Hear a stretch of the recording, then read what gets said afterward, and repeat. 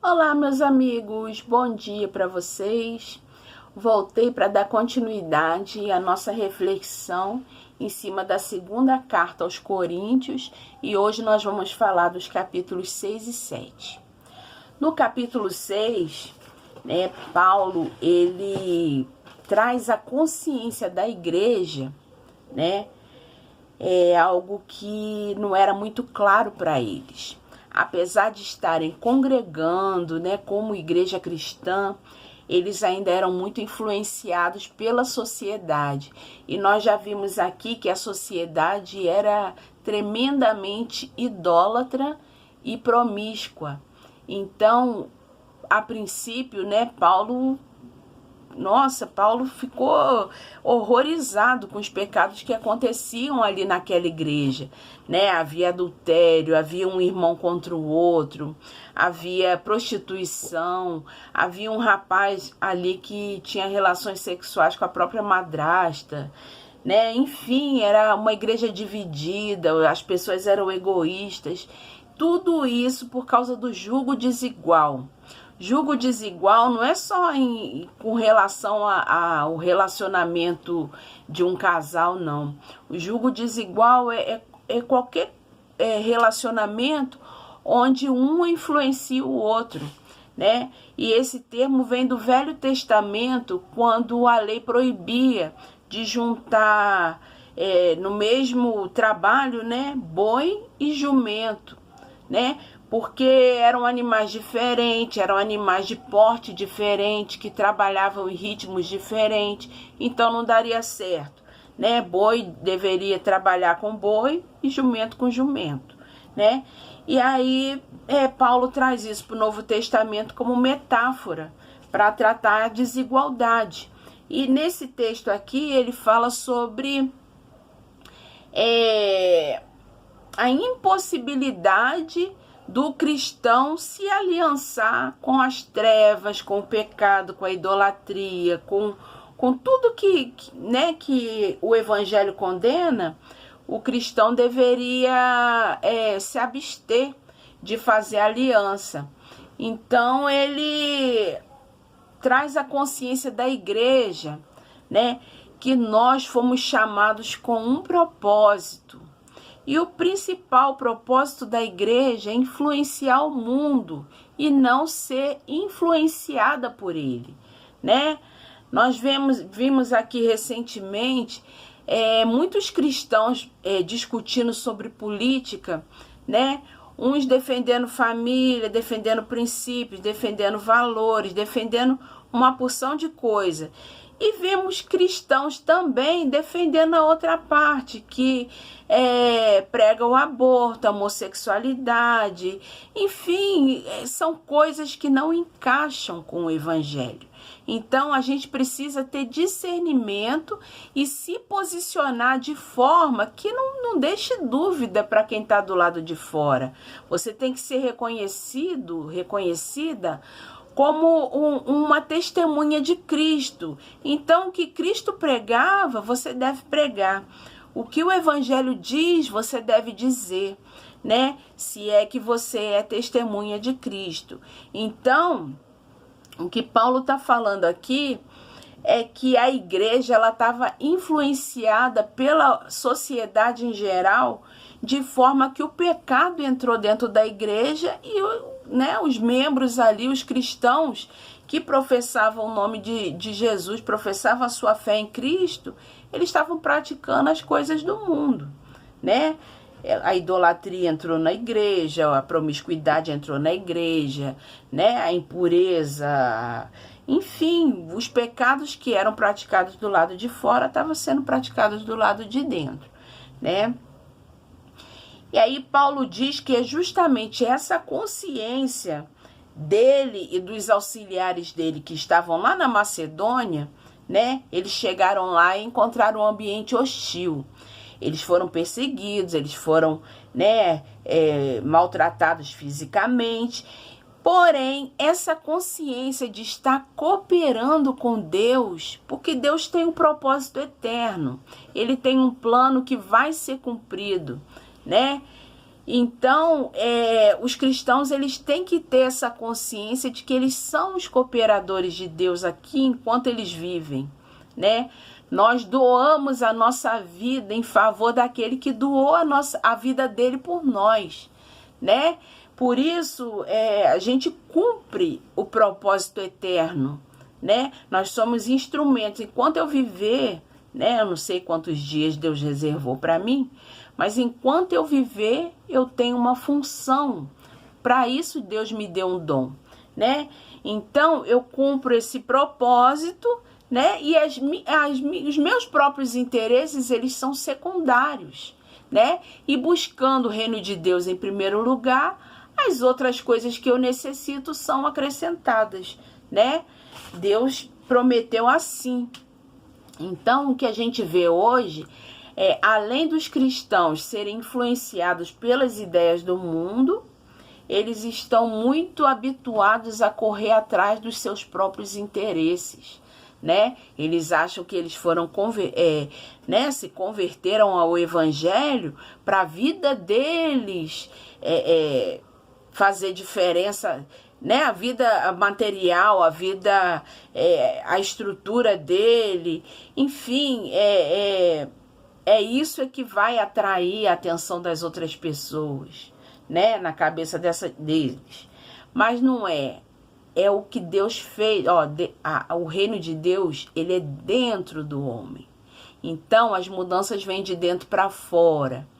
E sendo diferente, né, nós somos identificados pelo mundo, entendeu? Como o povo que pertence a Deus, sendo parecidos com Cristo. É isso que faz, né, as pessoas a serem identificadas como sendo o povo de Deus. Não é o que eu tenho, não é o que eu conquistei, não é o que, né, os meus sonhos, não é isso que está em primeiro lugar, né? Em primeiro lugar está fazer a vontade de Deus como cooperadora, realizar o propósito que Ele determinou para mim.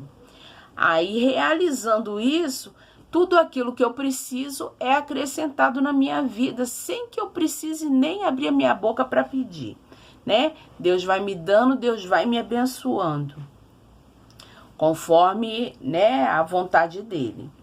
E Paulo estava lá na Macedônia sofrendo tudo isso, porém eles não perderam a alegria, não perderam a paz, não perderam o amor, não perderam a vontade de trabalhar para Jesus, né? Eles estavam lá com problemas, né?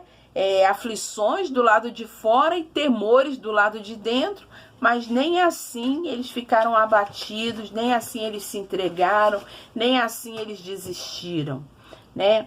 Aí no capítulo 7, Paulo exorta a santificação, né, do povo, para que ele diz assim, que as promessas de Deus, elas só são alcançadas quando a gente busca a santificação, a obediência, o temor, né? Quando a gente alcança essas coisas, as promessas elas vão se realizando na nossa vida, porque Deus não volta atrás do que Ele prometeu, né? Então, quando não está acontecendo, é porque tem algo errado no seu procedimento e não na promessa de Deus, né? Se não há obediência, se não há temor né? E se não há essa busca por santificação, por que eu quero promessa, né? Por que eu quero realização das promessas? E aí Paulo menciona a carta anterior, onde ele exortou, né, com bastante propriedade aquele povo ali, chamou eles à consciência e tanto ele quanto o povo se entristeceu profundamente. Paulo entristeceu por estar precisando chamar a atenção daquele povo e o povo entristeceu por enxergar a própria condição, né? E aí ele vai e fala assim, ele não se arrepende de ter enviado a carta, porque a tristeza deles provocou o arrependimento. Tito chegou lá, né, onde Paulo estava, chegou na Macedônia, vindo lá de Corinto, e ele foi com ótimas notícias. Ele disse que o povo se arrependeu e se transformou de tal forma que ele estava assim alegre, né? Levou boas notícias e animou a todos eles. Paulo se regozijou de ver e diz que estava orgulhoso daquele povo por causa das transformações que houveram ali por causa da carta que ele enviou. Então ele disse, olha, eu não me arrependo, eu senti tristeza por um breve tempo, mas agora eu estou sentindo muita alegria, né? Porque aí diz assim no versículo 10, a tristeza segundo Deus não produz remorso, mas sim um arrependimento que leva à salvação. E a tristeza segundo o mundo produz morte. Hoje em dia é muito corriqueiro até a gente ver notícias, né, dizendo que um pastor se suicidou, um cristão se suicidou. Isso porque a tristeza que eles sentiram, né, com relação à condição deles, os fez se entregar a essa tristeza de tal forma que eles não conseguiram mais sair. Agora, a tristeza que Deus produz, porque o pecado, todos nós estamos sujeitos a pecar. Isso não é privilégio de ninguém. Cristão, não cristão, todos pecam. Então, o que aconteceu ali foi que aquela tristeza, ela produziu neles arrependimento. E por isso, a salvação, a mudança de vida. Agora, existem casos que as pessoas se entristecem por, né, fazer contato com a sua condição, mas elas não se arrependem, elas sentem remorso. E aí elas preferem acabar com a própria vida do que se consertar e viver uma vida com Deus, né? E nós podemos citar aqui o Judas, né, que tirou a própria vida depois de entregar Jesus para a morte, né? Ele vendeu a informação por 30 moedas e Jesus foi preso e morreu. Aí ele se entristeceu porque fez contato com esse pecado, mas ele não se arrependeu, ele preferiu se matar. Já Pedro, que na mesma ocasião negou Jesus 3 vezes, né? Ele entristeceu por causa do pecado, chorou amargamente, arrependido, e depois ele se tornou cooperador nas mãos de Jesus. E ele viveu o restante da vida dele todinho dedicado ao evangelho, alcançando as vidas, e ele morreu por causa de Jesus, né? A tradição cristã diz que Pedro morreu crucificado de cabeça para baixo, porque ele não se julgou digno de morrer igual ao Senhor. Então ele pediu para ser crucificado de cabeça para baixo. Então, a palavra é essa, né? Nós precisamos nos posicionar no mundo de forma que quem está do lado de fora identifique em nós testemunhas de Jesus. Precisamos dessa consciência de que somos cooperadores nesse plano eterno de Deus. O plano vai acontecer, a gente participando ou não, a gente cooperando ou não. Outras pessoas ele vai chamar para realizar aquilo que ele propôs. Então, nós precisamos usar o dom que nós recebemos, né, para proclamar o evangelho, para fazer a nossa parte como cooperadores desse trabalho. Tá bom, meus amigos? Um bom dia para vocês. Fiquem todos com Deus. Depois a gente volta para continuar a nossa reflexão. Beijão, gente.